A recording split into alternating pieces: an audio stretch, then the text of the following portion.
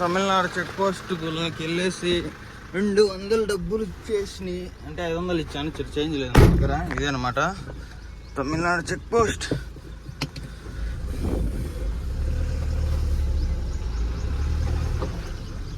బొల్లరు దూసుకొచ్చేస్తున్నాడు బొల్లరు బాబాయ్.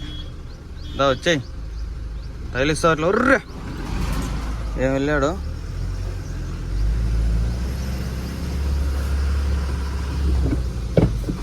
ఇది అనమాట తమిళనాడు చెక్ పోస్ట్.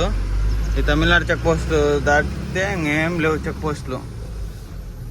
200 తీసుకున్నారు, 500 డబ్బులు ఇచ్చింటే 300 చేంజ్ ఇచ్చారు. ఇక్కడ చూడండి, ప్రతి ఒక్క బండి ఆపి పోవాల్సిందే.